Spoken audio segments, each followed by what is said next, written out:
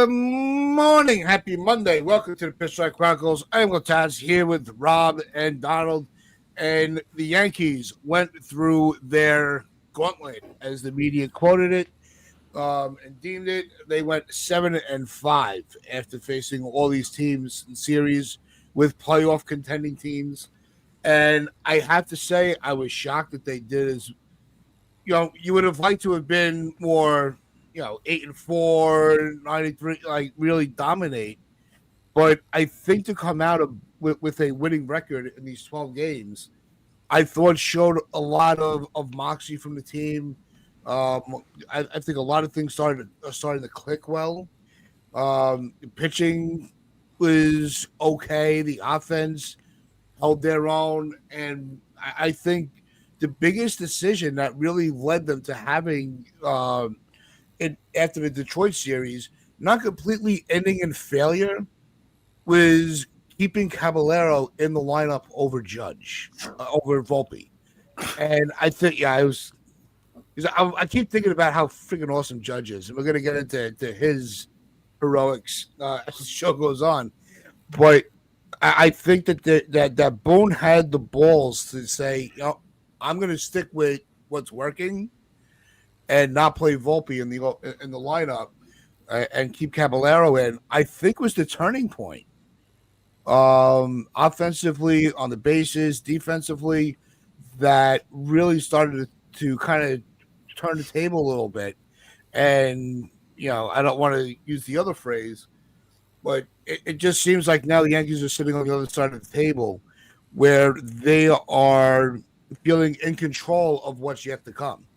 But Rob, I want to go to you first. When you look at the Boston series overall, what was your takeaway from how they played? Well, I don't think Boone would have played Caballero if Volpe wasn't hurt, which is their own fault. So they would have played Volpe had that injury never been an issue. I'm glad Caballero played, but overall they played fine. I mean, even yesterday, outside of the first inning, which was bad, Warren was at least able to give you some length, and the offense clawed back a little bit.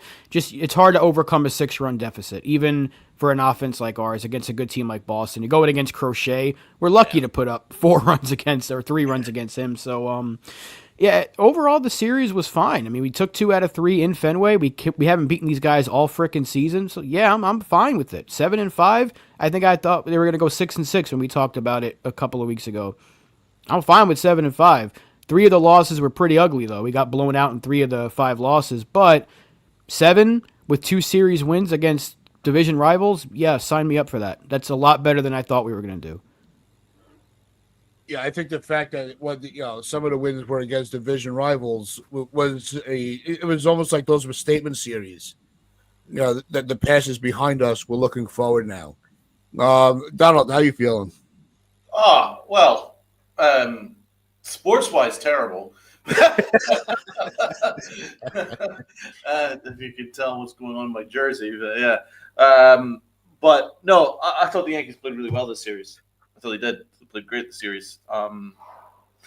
Even yesterday, I thought they played a very clean game, and I thought the first 2 games, what were the Red Sox announcers called it like a ho hum Yankees win kind of a series, and it's kind of true. It was the Yankees just kind of took care of business without really having to do anything too spectacular. I just thought they were pretty solid. They played a cleaner style of baseball than the Red Sox did. They pitched better, apart from Warren. They pitched much better than the Red Sox did, and they had more timely hits than the Red Sox did. So they just played a cleaner, more prepared game. And how many times can we say that when the Yankees play the Red Sox, especially under Aaron Boone? So this might be the first time I can actually recall. I certainly can't recall much prior to that. So this Yankee team is actually ready to go on a run. I'm pretty confident of that now. I mean, I had them maybe going 5-7, so 7-5 is freaking fantastic. So, yeah, I think that. Well, I mean, obviously we know what Caballero offers. he's fantastic. Caballero is a fantastic shortstop. Did you guys? What about that play that he made in the eighth inning, man? That play that he made was outrageous. There's very few shortstops that could make that play. Mm-hmm. I mean, Anthony Volpe would have sent that down Lansdowne Street. You know what I mean? So, if he tried that, I've seen it. No, his arm strength isn't that good actually. It would just be a little floater, and it would like drop it in the dugout somewhere. But it certainly wouldn't have landed in the first baseman's glove. That I can guarantee. So that's just what Caballero offers, man. He's so good. He's fantastic to watch. That home run that he hit literally cleared the stadium. So now there's no argument to say that he doesn't have power now either. So he's pretty much the all around player that you want. So I'm excited about him, and I'm excited about this team. I thought the pieces came together, and although it looks like the division's gone, I'm not expecting us to win the division. I mean, 4 games is quite a lot to make up in 2 weeks. Although it's possible, it's actually closer to about 5 games because remember they have the advantage over us in terms of games played. My brain's all scrambled because the Giants lost last night. Let's be fucking honest. But no, they've got the advantage. So it's probably 5 games. I don't know if the Yankees make that up in 2 weeks, but I think that I think they're going to get the number 1 wild card, and they got a little bit of space between them and the Red Sox. I can't even be mad at them that they lost yesterday because they actually came back and they chipped away from what went from 6-0 to 6-4, and they played well. So I can't even be mad at them that they lost. I thought they played a very good, clean series. Yeah, I think when you look at it overall and you look at that first inning, going, before the first pitch is thrown, and you look at the pitching matchup with Warren and Crochet, I think the expectations had automatically lowered a little bit. And then after the first inning, we're down 6-0. And we're like, there's no way the Yankees are going to be able to even get into this game. So the fact that it really came, in the later innings, there were multiple opportunities where we had either the time run on base or at the plate. I think it just showed that there was a lot of fight in this team that we hadn't seen in a while. Let's not listen to what Sunil's saying in the chat, but let's keep talking about baseball. To be fair, I think he feels bad for me. I think he feels bad for me. He says I need to go to yoga. I don't know. I can't do yoga, but maybe I need to chill out a little bit. That loss really broke me last night. I'm not gonna lie. Yeah. But no, you look at that pitching matchup. They probably were never gonna win that game. Crochet versus Warren, and Warren's been fine this season, but it's just the Red Sox have killed him every time he pitches against them. So it's like the writing was on the wall. You're probably not getting a sweep against Crochet. So winning those first 2 games was incredibly important.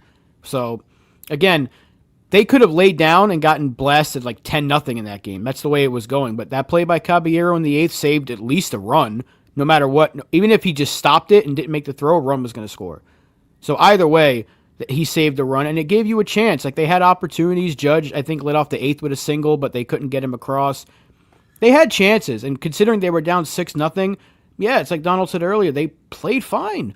Yeah. Even in a game that they lost. And when can we really? That's a great question. When have we been able to say that? Especially this year, when we play the Red Sox, they are the ones that are making all the clean plays. Yep. We're the ones that are looking like fools. But this series, they made a lot of outs in the base paths. They made a lot of questionable decisions. They were fucking up defensively, and we were the ones that were making good plays. McMahon looked good. Caballero looked good.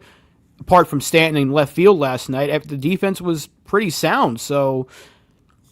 And there was that one blooper that fell into between Slater and I think Jazz or something like that. But I mean, overall, it was a good, well played series. Warren had his worst inning, one of his worst innings of the season, and was fine afterwards. Can't be mad about beating the Red Sox 2 out of 3. At Fenway? Yeah, at Fenway, especially when they've kicked our ass all season.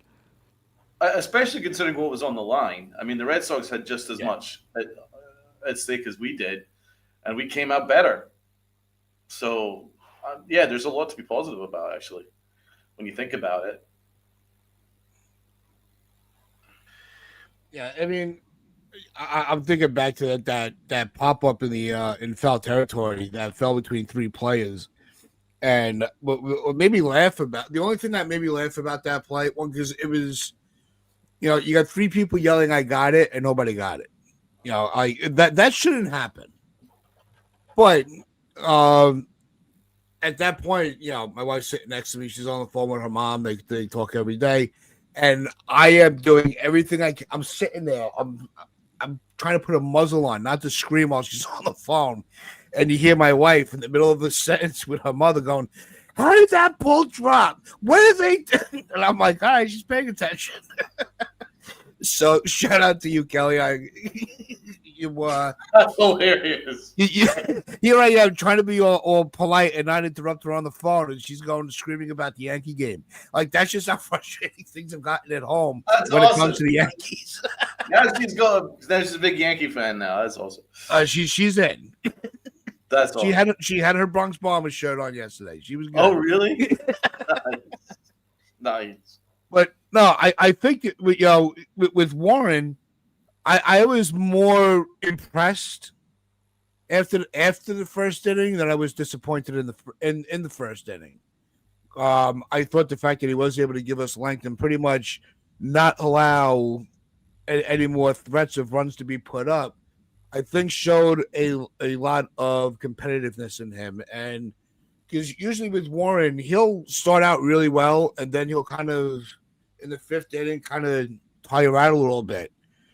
I thought that that showed that he's able to make the adjustments.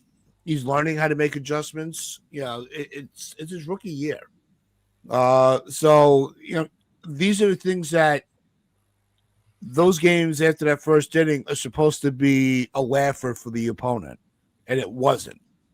And so I think that it was just one of those, like I said before we came on. I think I said it to Rob. Like John Sterling used to say, games like that, like that's baseball, Susan. But the fact that like I said, but they were able to really bring themselves back into the game.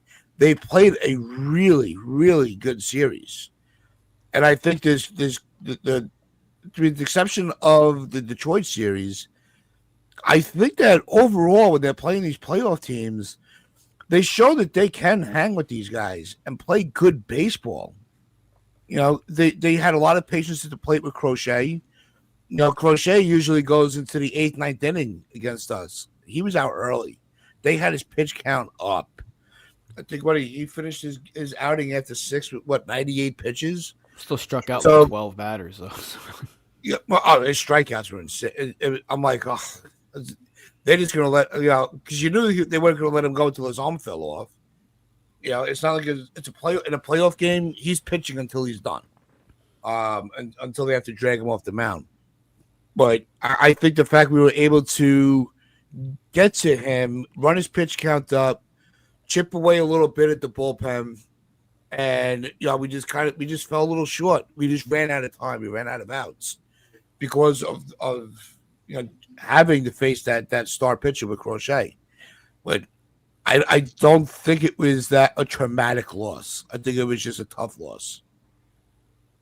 I think that the way that they came back, even though they lost, speaks more about the team than the result does. I mean, had the Yankees maybe gotten blown out, I think we'd be having a different conversation right now. If the Yankees had embarrassed themselves and maybe lost 6-zip or maybe lost worse than that, maybe didn't really make any kind of run at things, then I think we'd be having a different conversation that maybe the gauntlet that we got through is maybe fool's gold considering the blowouts. But it didn't happen. The Yankees came back. Ahmad Rosario with a big home run, and Judge has been ridiculous. Like, holy shit. Let's talk about Aaron Judge. He's on some sort of torrid streak again that he's going to do some crazy stuff over the next 2 weeks. That I promise you, guarantee. So that and then coming back into making it 6-4, thanks to Cab. Jeez, anything could have happened. Anything could have happened in the ninth inning, but unfortunately, Aroldis Chapman mowed us down. But we got one up on Chapman with Bellinger earlier this series, and that was pretty That cool. at bat was amazing. What an at bat! 9-pitch at bat, nailed it off the wall. That won you the game. That's what Bellinger does. That's what he offers. He's clutch. Yep. Bellinger has been so damn good. I mean, you look at his stats. We were talking about, it's going to be tough for him to match 2023, and he pretty much has. So, I mean, we talked about it last week and the week before that. I can't get over how much of a steal that trade was. Like, he's been fantastic, and there's no other way of putting it. Whether he's making a great play defensively or he's getting the big hit late in the game, like that bat against Chapman, who's turned back the clock a decade this year. Aroldis Chapman has been so damn good that the Red Sox extended him. I don't think anyone saw that coming. He's kicked our ass multiple times this season, and Bellinger got the best of him. So that was such a big hit because who knows what happens in the ninth inning. The Red Sox could have sparked a rally, but that was kind of the dagger in that game and gave us a series win. So Bellinger's been outstanding, really, after the month of April, which was not so good for him. Since May, he's been outstanding, and it's been really fun to watch him play. And I hope there's a way we can keep him for at least a few more years, but that's another conversation. As for Aaron Judge, it's only a matter of time. The cold streak that he came off the IL with was not going to last forever. Aaron Judge is just too good, and immediately he's put himself right back in the MVP conversation. He's now the favorite, I think, to win. Raleigh slowed down a little bit. He looked like he was on pace for like 70. He slowed down a little bit home run wise, but now Judge is going to have a 50 home run season, 100 plus RBI season. He's going to lead the league in average and on base and OPS, probably slugging too. And still people are saying this is a down year for him. In terms of WAR, this is actually a down year for Aaron Judge. Go figure. This dude's an animal, and I really hope that this is the year it turns into playoff success for him, because that's the big question mark. We know what he can do in the regular season. There should never be a question about 99 in the regular season. You know he's going to get it done then. We need to see it in October now. Hopefully this is the year he can do that, but it's good to see him turning it up because he was struggling for a good 2-3 weeks since coming off the IL, but since, 2-3 weeks, maybe a week and a half ago, he's been unstoppable again. So it's nice to see him look like his usual self. Oh, he's on fire. He's doing really special things. I don't think he was out this series. I can't think of it like he was out this entire series. And what's good is, there are questions about what he's like in the big moment and all that stuff. He answered a lot of that because he was great lately towards the end of this gauntlet run. Like, he was just great. So that says a lot about him. Yeah, it says a lot about him stepping up in the big moments. So that was that. I thought he led the team terrifically during that 9-11 kind of game. I thought he was terrific. Represented the pinstripes great. So, excuse me. I think he was great. So, just special. Yeah, I mean, I think I know a lot of people, and the not on our end, but in the MLB media narrative was that Cal Raleigh was a lock. As soon as Judge got hurt, they're like, oh, well, he's out of contention. I don't think that those people ever watched him play a full season. He's going to have that little injury bugaboo. We get it. When you have an athlete of that size, you're gonna have some aches and pains through the season, and it all depends on how the player and the team manage it. And I think this time they managed it.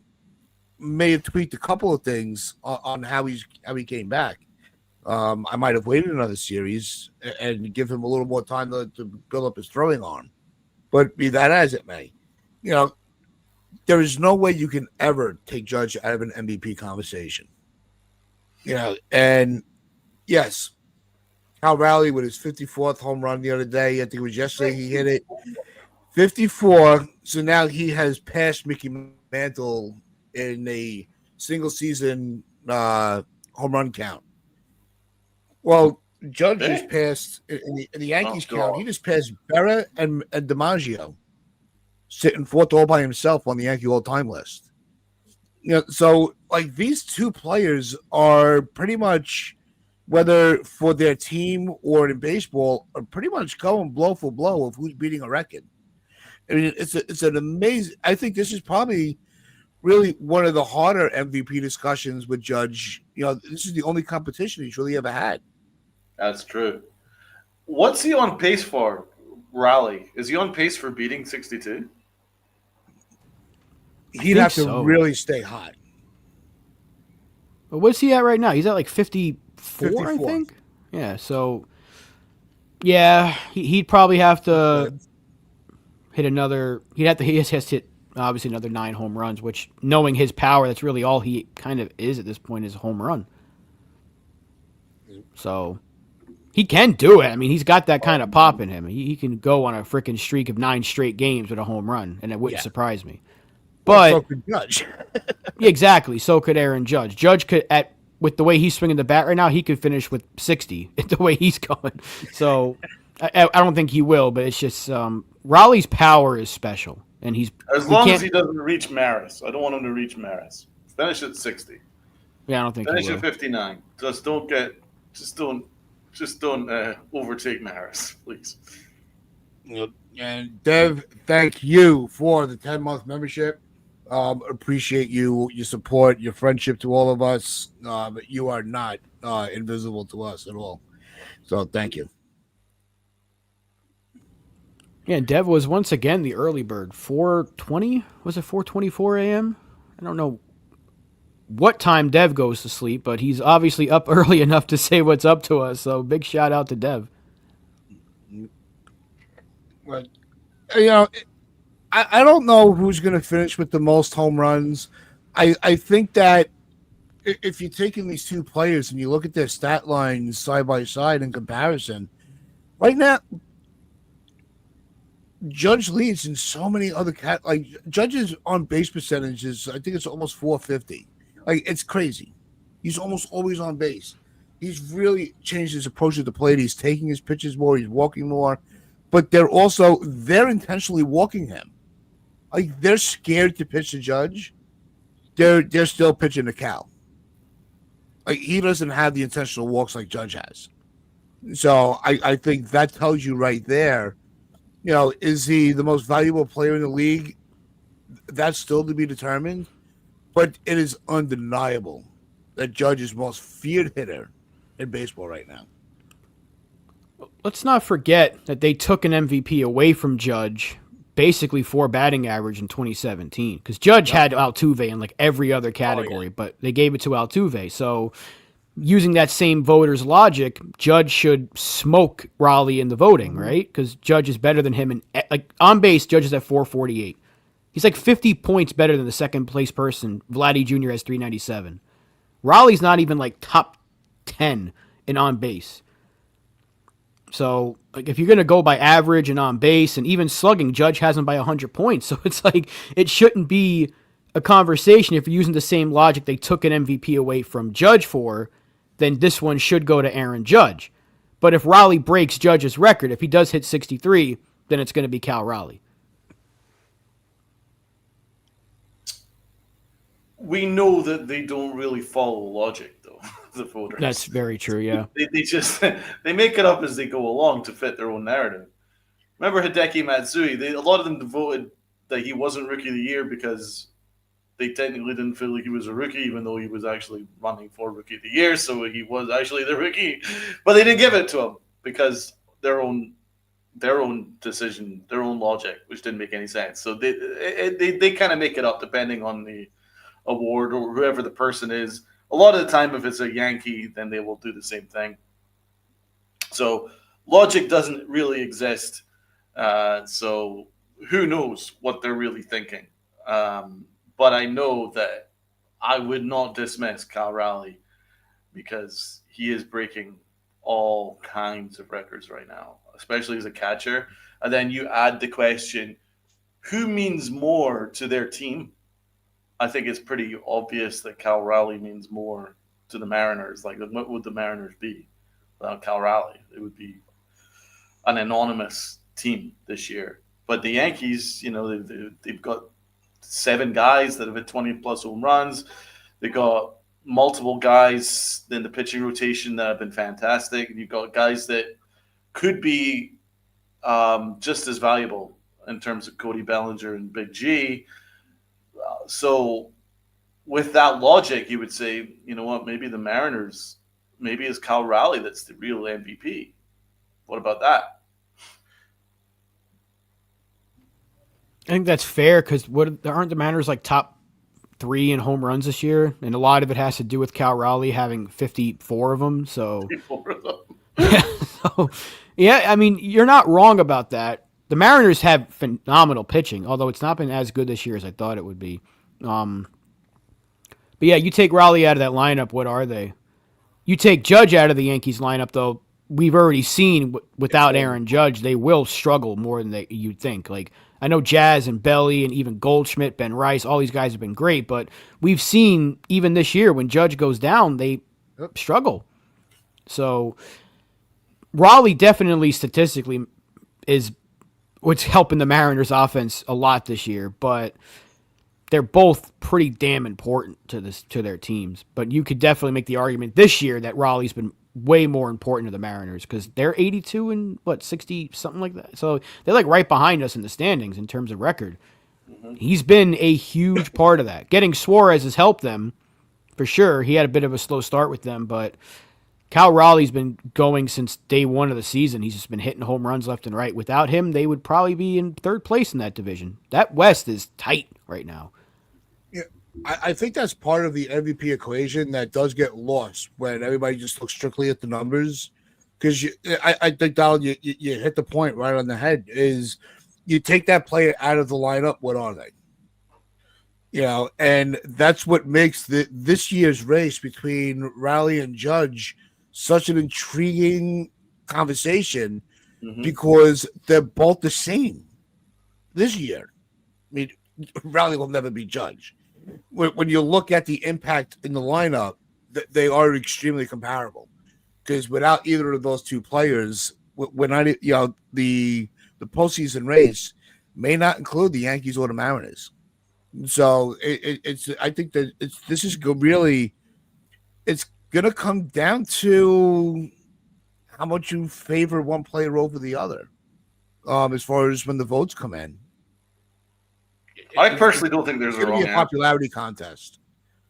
I personally don't think there's a wrong answer. I know Yankee fans will be like, "What the fuck? I don't need Aaron Judge," but you're looking at Cal Raleigh and he's breaking records. He could break 60 home runs as a catcher. That's unprecedented. Another way you look at it is, what if you swap it around? What if Cal Raleigh was a Yankee? What if Aaron Judge was a Mariner, right? And you look at the same scenario. Well, our guy is about to hit 60-plus home runs as a catcher. Do you know what I'm saying? Would we be as vociferous if the shoe was on the other foot? That's another way of looking at it.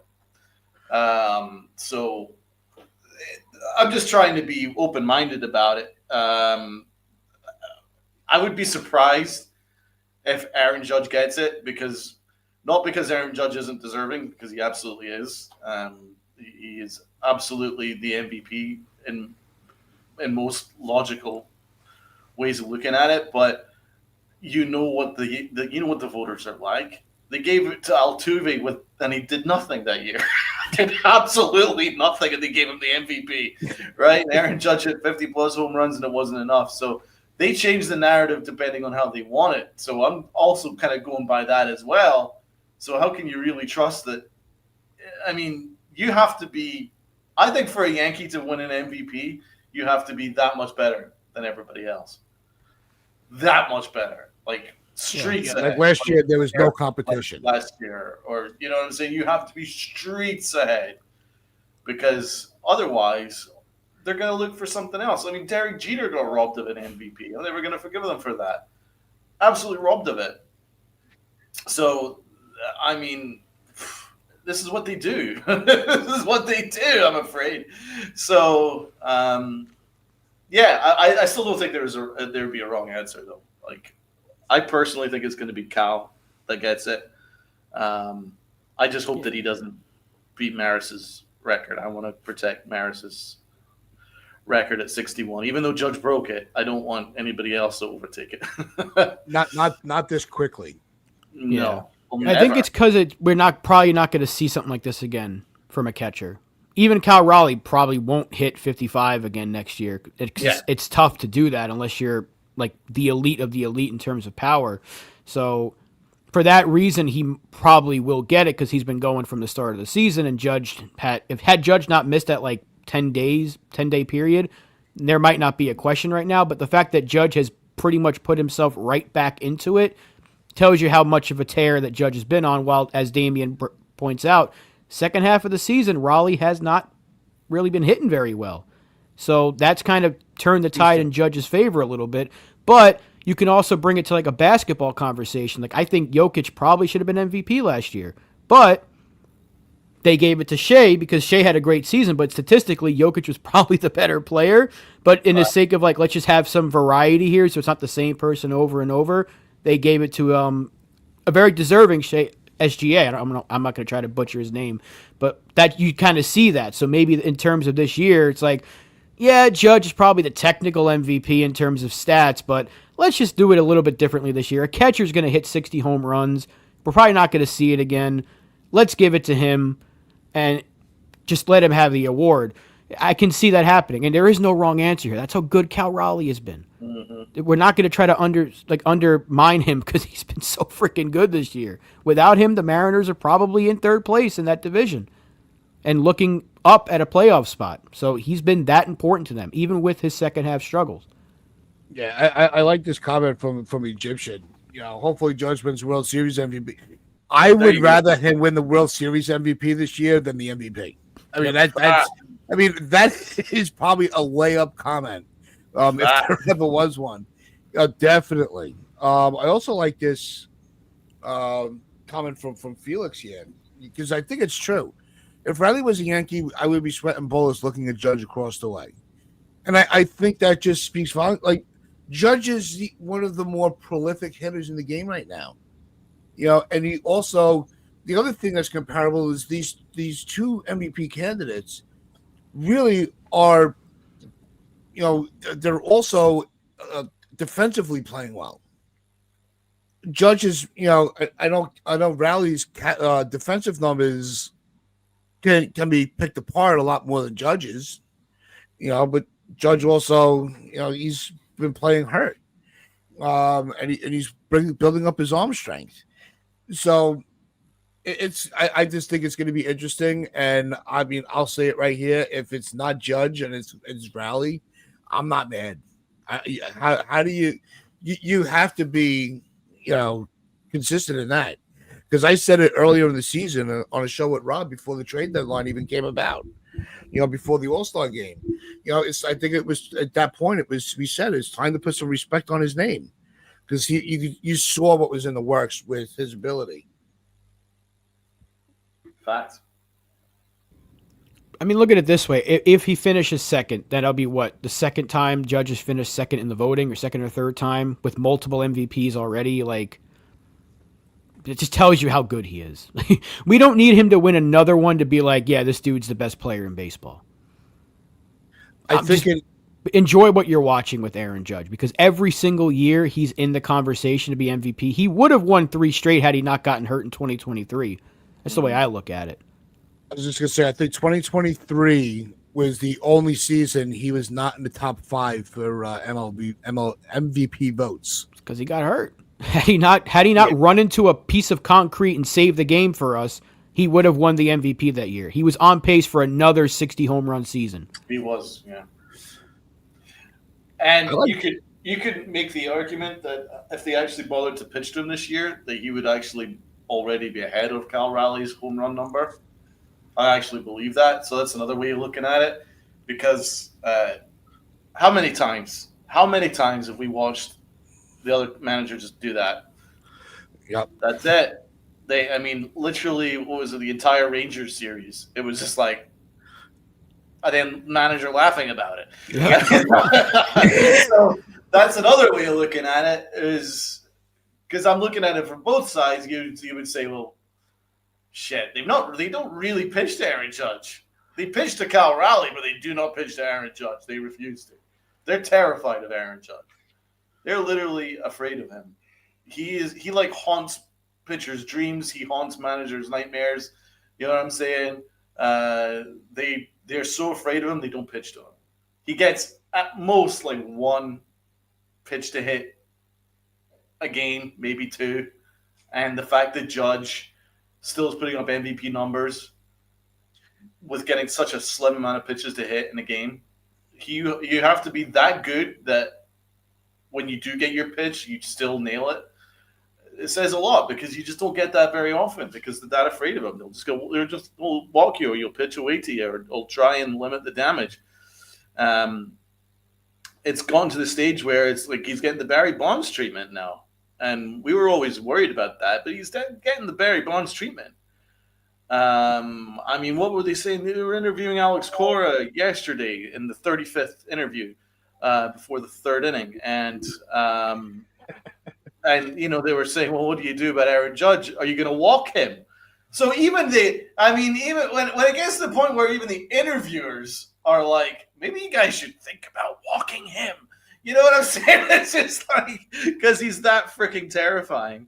So, I mean, even though I think that Raleigh's probably going to get it just because of the fact he's a catcher and he's doing a record thing, I think Aaron Judge is the best player in baseball. In fact, I don't think it. I know it. And he's not. And it's not really close. I mean, Ohtani's kind of in the conversation, but I don't think he's close to Aaron Judge. I think Aaron Judge is on another, he's on another planet of hitter. He really is. He's on another planet of hitter. It's just absurd. But I really genuinely don't care. The thing I care about is what he does in the playoffs. That is what I care about. Yep. He's won the MVPs. He's broken the home run record in the American League. That's kind of... We need some jewelry now. Done all that. Now it's about the playoffs. That's what it really means to be a Yankee. So us kind of bloviating about the MVP is such a small thing. Do you know what I'm saying? Like, at the end of the day, you look at the NBA, I don't think Giannis gives a fuck about winning another MVP. He wants to win a championship. You know, that's what it's about. It's not about MVPs. It's about winning a chip. Yep. That's what Stanton said. Yep. So I'm more than happy to sacrifice an MVP for Aaron Judge. It means that he actually does something in the playoffs this year. Let's be honest. 1,000%. That's the only way to look at it. If he doesn't get it, fine. Go win it in October. But it was like the comment said earlier. If he gets World Series MVP, who gives a shit? Let Cal Raleigh have his moment. Let him enjoy it. He had a great season. I'm sure he'll have great moments in October as well. If Aaron Judge wins a championship, or at least has a great postseason where he's not being like the butt of a joke anymore and gets that kind of that monkey off his back, so to speak, then I'll trade it. But if we win and Aaron Judge is winning jewelry along with the World Series ring, as you just said, Tats, if he's getting the jewelry for it, who cares about an MVP this year? Let him get it done in October. Because if he's hitting in October, we have a better chance to win. If he's playing like he did last year, we ain't going very far. It's as simple as that. No matter how good Stanton is, Bellinger, Aaron Judge has to be good. Because even if they're just afraid to pitch to him, it's like, well, he's still hitting the ball well. Let's pitch to Bellinger instead. Then we can do damage. Yeah, I think that's what makes Judge such a unicorn of a player. Never mind a unicorn that everybody said Ohtani was, which his offensive numbers have kind of dipped a little bit, that he's been focusing on getting back on the mound. But what? Ohtani is still Ohtani, but he is not on the Judge level. Ohtani's having another MVP season. See, honestly, I think it's a lock for Schwalbe. I think Schwalbe's getting it this year. Ohtani's like right there with Judge and OPS, and Ohtani is still having a fantastic offensive season. Like, he's still at the top in almost everything. Like you said, if not for Schwarber, like, he's still gonna have 50+ homers, 100+ ribbies, 1,000 OPS, 285 plus average. He's insane. Shohei Ohtani deserves the recognition he gets. Maybe it's overblown because every time he does something, everything's in caps on the MLB's Twitter, but like, he is that good of a player. Hitter. Like, Ohtani is special. So, I mean, I know people hate on him because of how much love he gets from social media, but dude, Shohei Ohtani is freaking nuts. I mean, I used to remember 5 alerts a day about all the greatness of Otani. I don't remember the last time I got an MVP alert about, some, uh, amazing, life altering achievement. Damien, hell no, it's Otani. Hell no, it's Otani. Yeah, Otani's having another MVP. He'll probably win it again because just his overall numbers. That's a very good conversation. Both the AL and NL MVP race is kind of similar because you have Schwarber who's doing such great things, but Otani's better overall statistically. And then in the AL, you're seeing something you've never really seen before from a catcher in Raleigh. But here's Judge who's got the better numbers overall. So it's where do the voters go? Do you change it up a little bit and give it to Schwarber because Ohtani will probably win it again next year? And the same conversation could be had in the AL. Do we give it to Raleigh now because Judge will probably win it again next year? So it's do you go for a little variety or do you go to just the overall better player? That's the conversation to be had. And like you said earlier, Donald, there is no freaking logic with the voters because we see it time and time again. We saw it. We got plenty of MVPs robbed from our players like Jeter, Cano, and most recently Judge. So it's we're not oblivious to it. We're used to it, kind of numb to it. So if it happens, it happens. But I don't want to downplay what Shohei Ohtani has done. You haven't heard his name a lot this year because there's been some shady stuff going on ever since the Ippei stuff and now this real estate thing that he's apparently involved with. But on the field, there are few in this game that are better than Shohei Ohtani. I'm watching Very few. I'm watching.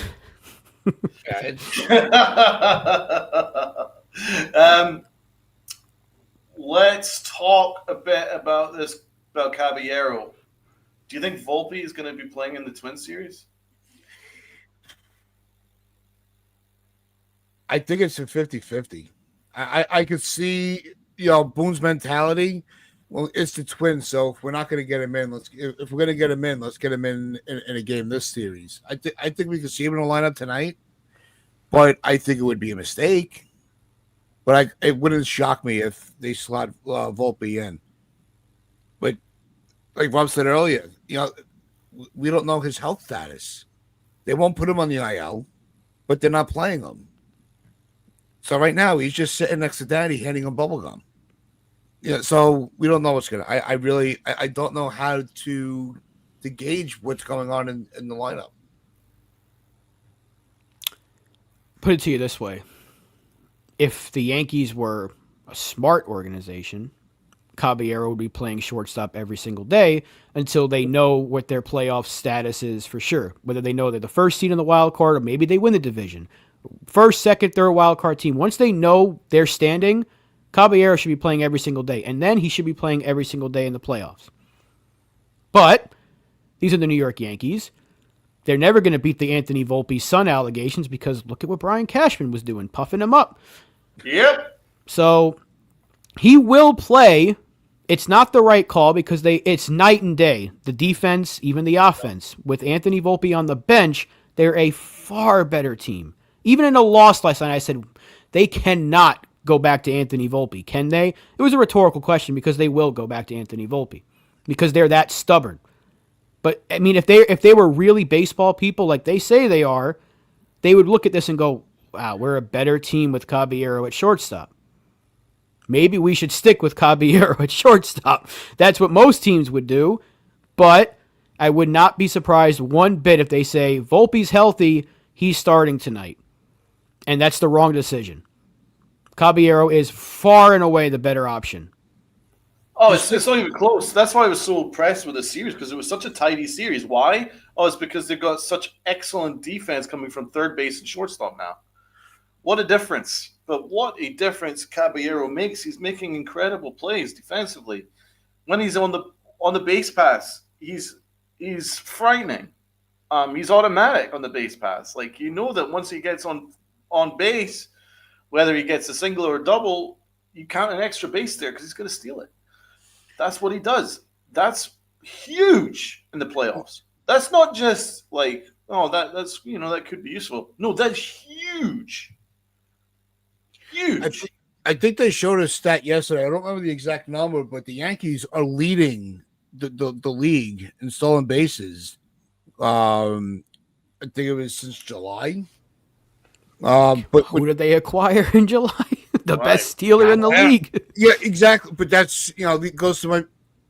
It's not even just with the defense and the bat. It's also like what Donald was saying is base stealing. Think of the havoc and the panic in a pitcher when you have Caballero and Jazz just because Jazz's base running has actually improved since Caballero's been on the team, and he's gotten his confidence in his base stealing back.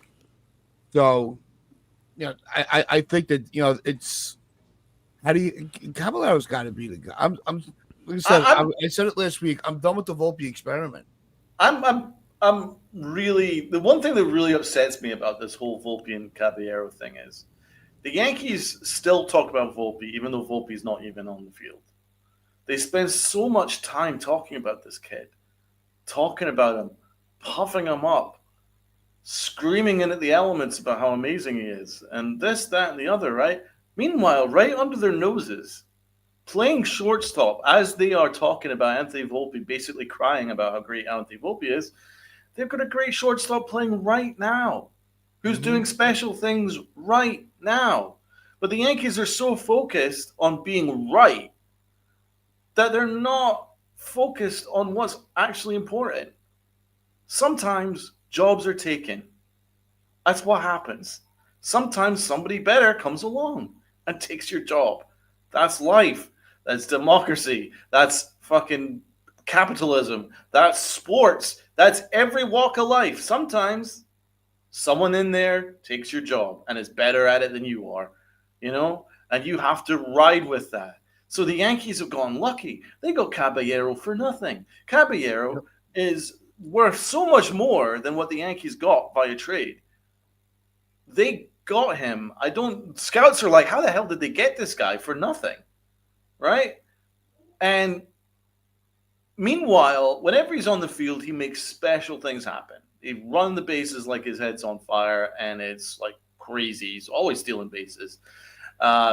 He's now hitting balls out of literal ballparks, out of stadiums. There is no argument to say that Volpe is a better player. There's no argument. There's none. He's a better player. His hitting profile is better. His base running is better. His defense is so much better. His arm is so much better. Everything is so much better. And yet, Brian Cashman and Aaron Boone spend so much time going, oh, by the way, guys, I know you guys are really excited watching Caballero, but by the way, Anthony Volpe's ready to play.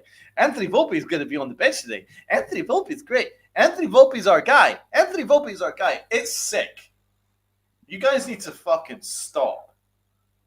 It's just disgusting at this point.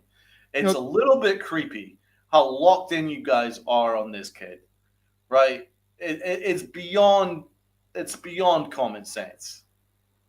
Why don't you guys spend the amount of time bloviating about Anthony Volpe and actually talk about the incredible season that Stanton's had, the incredible season Bellinger's had, the incredible season Aaron Judge has had, Cam Schlittler, what he is doing every single time he's on the mound, he's pitching 6 innings of 1-run ball. Why don't we talk about that? Why don't we talk about Bednar, the Bear, who has been bailing Aaron Boone's ass out ever since July, bailing out that bullpen, right? Why don't we talk about him? Why don't we talk about Ben Rice, who's made it impossible to sit? Why don't we talk about those guys, Cashman? Why don't we talk about those guys, Boone? But no, you're so focused on your guy that you're missing everything that's going on around you, of guys that have earned it, of guys that are playing really well, of guys that have actually grabbed the Yankees by the coattails and dragged them back into the playoff hunt. Because your guy that you're screaming about and crying about, banging your fists in the table saying he's elite, was leading the Yankees out of the playoffs. That's what he was doing. He was leading us out of the wild card. Easily. He was heading you straight out of into nowhere. He was on the Titanic and you were going to go down with him. That's what you were going to do. Meanwhile, your fucking life raft is sitting right there. going, hey, come on in. This Yankee team's about to go and do something good in the playoffs. But Aaron Boone's like, no, but your name's not Anthony Volpe. Fuck Anthony Volpe. All right, I want to get Rob's take, but real quick, let's resolve this right now because we all know how we feel, right? If you think that Caballero should be the everyday shortstop, hit that like button. Let's get these likes up because if you don't hit the like button, then you want Volpe to play shortstop for the rest of the year. Rob? Yeah, definitely hit that like button because if you don't, like you just said, Tats, we're going to be seeing a lot more errors at shortstop. In his 30 games as a Yankee, Caballero has like an 800 plus OPS. Like he's hit 3 homers. Now when you talk about his defense, like his defense has been outstanding. But does anyone know what Anthony Volpe's numbers over the last 30 games have been? 'Cause they haven't been good. So it's like ever since Caballero became a Yankee, he's been the better choice. It shouldn't be that difficult, but that's why every time I hear them talk about Anthony Volpe, I'm like, well, he's gonna play.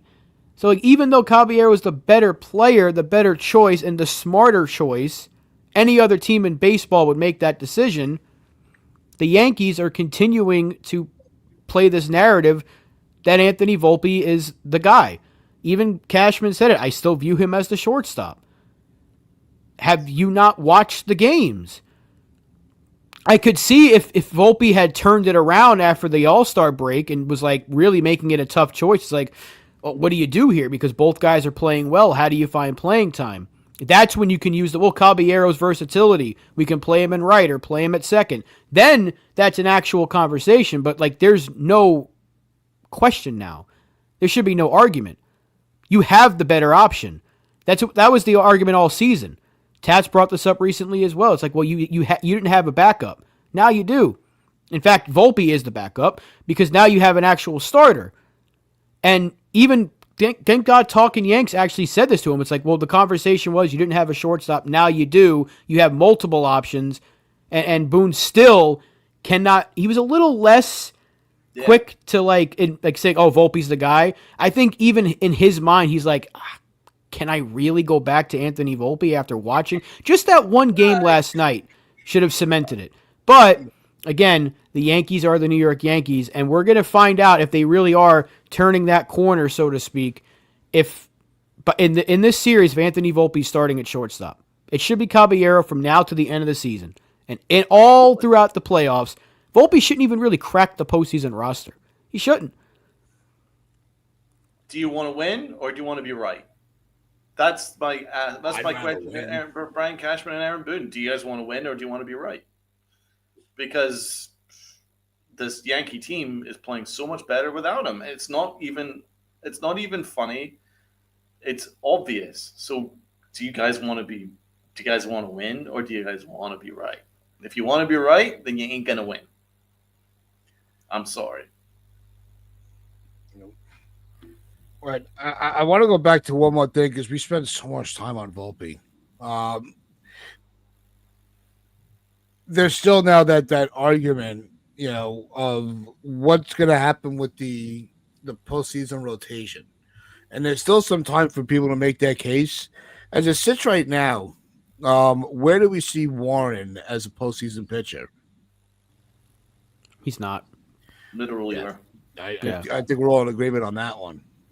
He's been fine this year. Let's just give him some credit because considering where he was last year, which was awful, no other way of putting it, the fact that he wasn't even supposed to be in the rotation this year and he stepped up and pitched kind of like a number 4, number 5 like we all expected him to. He's got like a mid-4 ERA, which is fine. It's nothing spectacular, but he's not really a spectacular pitcher. He's given you, 150-plus innings, 30-plus starts. I think he's still the rookie leader in strikeouts, 160 strikeouts on the season. He's been fine, but he's crapped the bed a few times now against the playoff teams, specifically Boston. And if we do play Boston in the first round, Will Warren should be nowhere near a mound against them. So it's Fried, it's Rodon, it's Heel. Those are your guys. Yeah. And Schlittler is your 4. Yeah, Schlittler more than likely will be part of it. But I think if you're going, you might have to go 3-man for this. I don't know if they want to throw Schlittler out there so quickly, but they might not have a choice because he has the better stuff between him and Warren. Yeah, it's not an insult on Warren. It's look, you've given us everything you've had this season. You've gotten us here. Like it's like I said, same thing like with other players. I'm not here to protect anybody's feelings. I'm here to watch my team win a championship. So if Warren has to be like a long man with Yarbrough out of the bullpen, I'm okay, fine. But as far as the rotation, it worked in '09. You go with your 3-man and just bulk up your bullpen with long arms that can give you length. I think it's going to have to be, there's no other option except for Fried, Rodon, and Heel. Schlittler could put himself right into that conversation, though. If he finishes the season with like another 2 good starts, because he's been fine other than one start. He's been really good outside of one start. So, yeah, I mean, I just think that usually you'll see a team go 3-man in the playoffs, but unless you have like if Garrett Cole was healthy, there'd be no like Schlittler, Warren wouldn't even be even if Schmidt was healthy, because Schlittler wouldn't even be pitching. So because of the injuries and because of the uncertainty with the bullpen, you probably need that 4th starter. And I think if you're going right now, it's got to be Schlittler, just because he's been better against the good teams. I would love to see Schlittler get a start. I think he's very close to earning it. Should we, because we won 2 out of 3, should we do a quick awards before we end out our show? We could do a rapid fire awards. Why not? Why not? Right, let's go with the MVP. I'm pretty sure it's going to be unanimous, right? Volpe, no. Because he didn't play. He rode that bench like a pro. It's Aaron Judge. It's Aaron Judge. It definitely is Aaron Judge. My low key. Who's your low key? Bellinger. Yeah, I'd have to go with Bellinger. I think Bellinger had a great. I'm going. Who I was thinking about it for a second. I'll give him. That's going to be my clutch. But Bellinger was outstanding on both sides of the ball. I think I have to give it to Bellinger for beating Aroldis Chapman in that at bat. The Yankees won, Chapman nothing on that instance. So thanks, Bellinger. He gets the low key as well. I think the clutch award, I think we just already talked about it. I actually want to give this to Luke Weaver. Ooh, because the other, it was a game 2. Like, he came in, Fried wasn't having his best stuff, and Weaver came in and put out the fire. So without that, we probably lose the series. So I want to give a shout out to Weaver because the bullpen's been terrible, and so it was nice to see somebody other than Bednar step up in a big spot. So I do want to give a little shout out to Luke Weaver. Yeah, okay. Let's do that then. I'm going to give it to Bellinger, though, because that at-bat was the definition of clutch. Tats. I'm actually, you know what? It gave me an extra second to think about it. Going, the Bellinger at-bat was tremendous. I'm giving my clutch award to Rosario for his home run. I think that was the at-bat. Those were the runs put up where, as a fan, you're sitting home going that they might actually pull this off, and get that comeback. So I thought the Rosario home run off Crochet was insane, and completely so out of left field that it made you start to have a little more of a positive feel on the game. So I'll give it to Rosario for this one. I mean, it didn't really impact the game, though. It just made it more interesting. I mean, Bellinger's RBI literally kind of won you the game. That's the definition of clutch. The only thing that home run did was prove that Aaron Boone treating Rosario as a cheerleader is freaking absurd. That guy should be playing. Every single time we face a lefty, he should be playing. Yep. And there's not even a doubt about it. Whether it's shortstop or third base, I don't give a fuck. He needs to be playing. Find somewhere to play him. Put him in right. So we've done that. Let's go to the pitching award. We pitched really well this series, apart from Will Warren. I thought we pitched great. Rob, who's your... I'm going with Bednar. Just continues to get the job done in the 9th inning. That guy's insane. Absolutely insane. Tats. Luis Heel. I think he's got a sub-1 ERA at Fenway.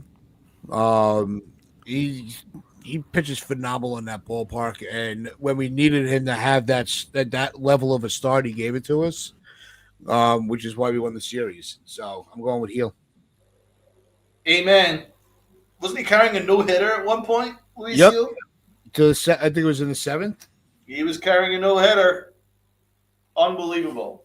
Luis Heel, and you're right, Tats. He's got a 0.99 ERA against the Red Sox. That dude hates Boston. That's awesome.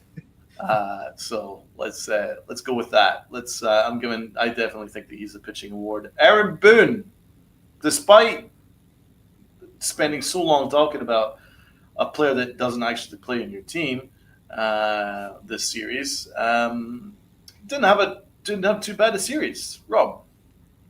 Yeah, but I'm never going to give him a positive award again until he does something that deserves it. So he gets a 4.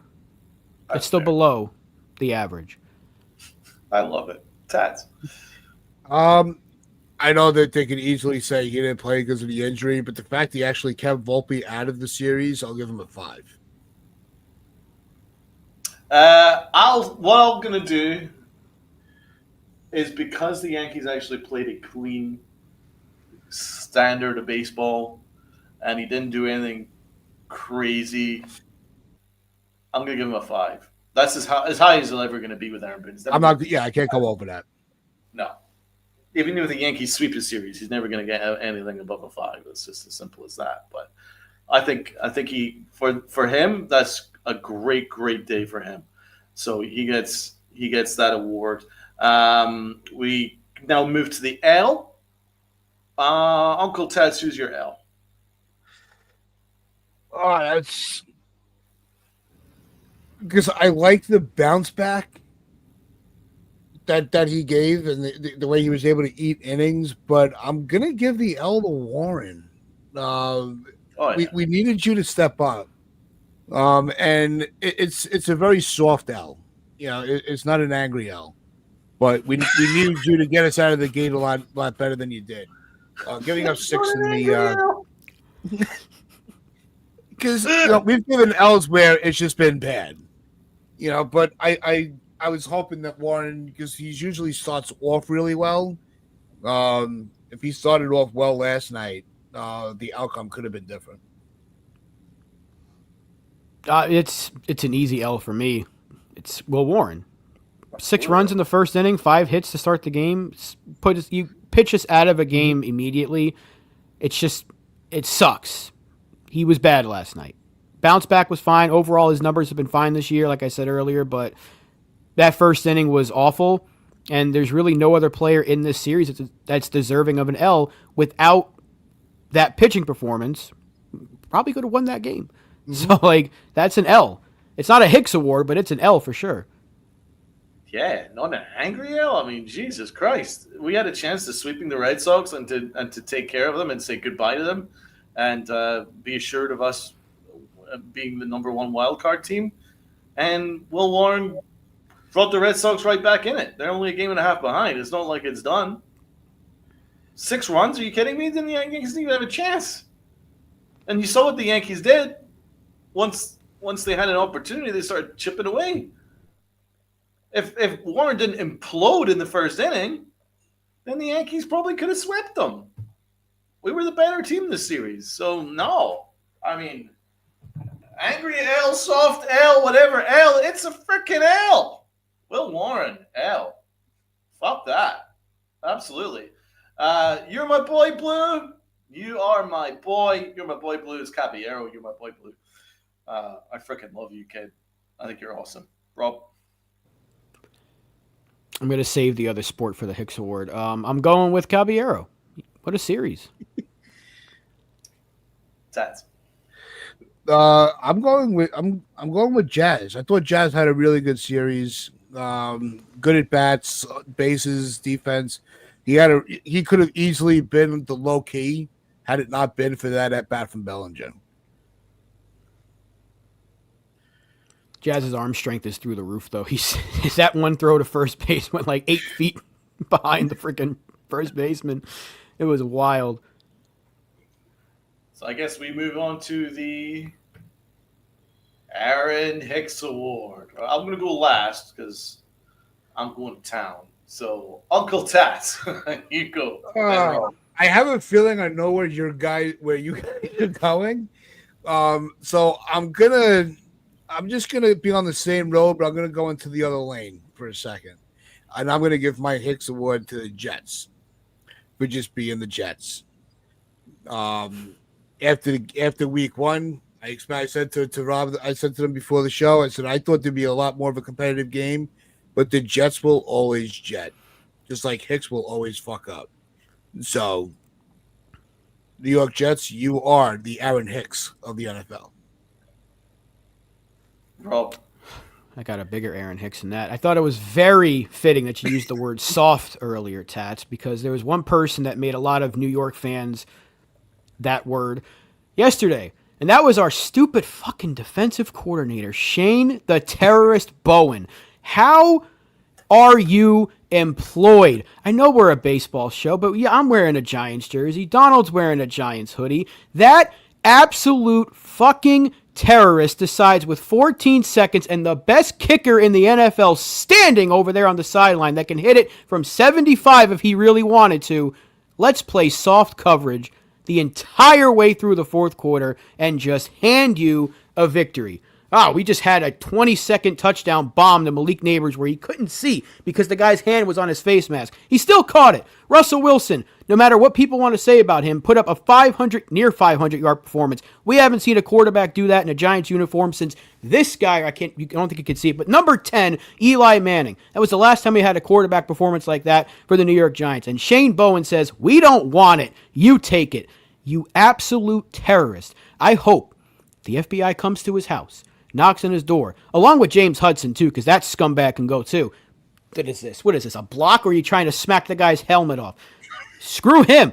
But Shane Bowen deserves to be in federal prison, solitary confinement, no outside time for him. No sunlight. Let him rot in the corner of a dark room so he can think about what he just did. We had a chance to go on the road and finally, after 14 goddamn games, beat the Dallas Cowboys, and you said, let's just let them kick us into overtime. Screw you, Shane Bowen. The fact that he's still employed by the New York Giants is everything that is wrong with this team. John Mara can go into that dark room with him. My God, that was disgusting. We should be 1-1. I know the Cowboys don't feel very good about their defense either, but Jesus Christ, how do you let the best kicker in football get a chance to tie the game at the very last second? You scored with 20 seconds left, and with 14 of those seconds to go on the clock, you're playing prevent defense. Fuck you, Shane Bowen. That's my rant. I can't do it no more, man. I'm broken. I'm absolutely broken about it. And you're right. And Bowen should be fired. And I'm pretty sure that Hudson is a terrorist. And he should be on terrorist watch. He should be on the FBI's most wanted. He absolutely should be. What about that slap attempt? Instead of actually blocking the edge rusher, let's just try and bitch slap him instead. Yeah, that went well. 15 yards. That cost us a touchdown. That cost us the game, actually, when you think about it. Bastard. Two of them are bastards. But you guys are surprised. You can be surprised. There is another one out there. There's another Aaron Hicks out there. It's Ken Rosenthal. This guy. This asshole. Look at this. Look at what he did to that cameraman. Look at this. Runs over the cameraman and then stands over the wrestler. What about that? And shaking his head like he's a piece of shit. Look at that. There he goes. Runs over the cameraman and then stares him down like, how dare you affect my... He's so tiny. He is. Look at this little guy. Look at him. Look at that little guy. Am I taller than Ken Rosenthal? Oh, yeah, dude. Ken Rosenthal, man. Dude, he makes Caleb Durbin look tall, and Caleb Durbin is short. Dude, he is a midget. I'm actually surprised at what a little midget he is. But he's got little man syndrome. How dare you? How dare you touch my suit? How dare you touch my bow tie? runs over a cameraman and doesn't give a fuck. Oh, what a vile, vile, vile example of humanity that is. You know what I'm saying? I'm the talent. How dare you even be breathing in my territory? And that's what we're talking about. He runs over the cameraman, and it's the cameraman's fault.